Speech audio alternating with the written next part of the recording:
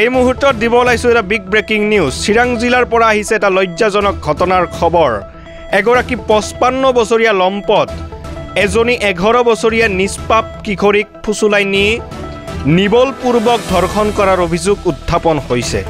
এই ঘটনা সংঘটিত হৈছিল যোৱা 8 তাৰিখ অৰ্থাৎ ৰবিবাৰে, য'ত কাতিৰাম সূত্ৰধৰ নামৰ লম্পট এজনে ধৰ্ষণ কৰি কিশোৰীক ঘৰত নকবলৈ ধমক তথা ভয় প্ৰদান কৰে বুলি জানিবলৈ দিয়ে।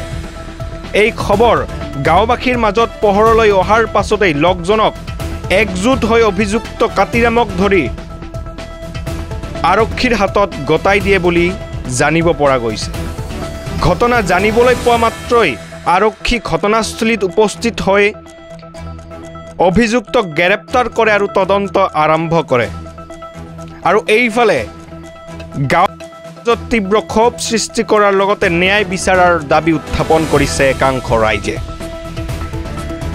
চিৰাং জিলাৰ পৰা news desk report, the north east report.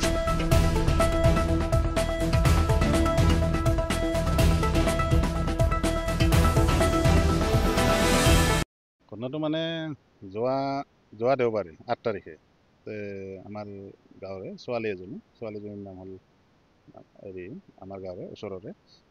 তো 55 বছৰীয়া মানুহ এজনে তাক মানে ফুচুলাই নি বলপূৰ্বকভাৱে বলৎকাৰ কৰে।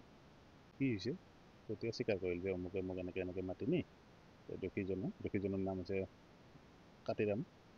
তো 55 বছৰ বয়স হ'ব মানুহজন।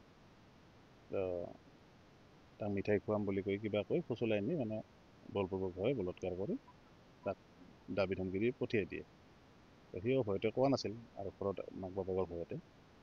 আজি আমি গাঁৱৰ ছেক্ৰেটাৰীৰ লগত আলোচনা কৰি মানে দোষীজনক ধৰি আনি আমাৰ ক্লাবতে বান্ধি থৈ আমি আৰক্ষীক খবৰ দিওঁ। আৰু আৰক্ষীয়ে আহি দোষীক কাৰায়ত্ব কৰে, লগতে ছোৱালীজনকো লৈ যায় মেডিকেলত। আৰু আমি প্ৰশাসনৰ ওচৰত দাবী জনাওঁ যে এনেকুৱা দোষীক, নাবালিকাক বলৎকাৰ কৰা এনেকুৱা দোষীক আমি ফাঁচি দিয়াটোৱে বিচাৰোঁ। গতিকে যাতে এনে ৰেহাই নাপায়, নহ'লে ভৱিষ্যত কালত আৰু বেয়া কাম কৰিব। গতিকে এইবিলাক মানুহ যাতে সহজে সাৰি আহিব নোৱাৰে। আমি আমাৰ ৰাইজৰ তৰফৰ পৰা আমি প্ৰশাসনৰ ওচৰত ফাঁচি দিয়াটোৱে দাবী কৰোঁ। ছোৱালীজনীৰ বয়স কিমান মান হ'ব? 10 পৰা 11 বছৰ বয়স। স্কুল যাই আছে? স্কুল যাই আছে, 4th নে 3য় শ্ৰেণীত পঢ়ে।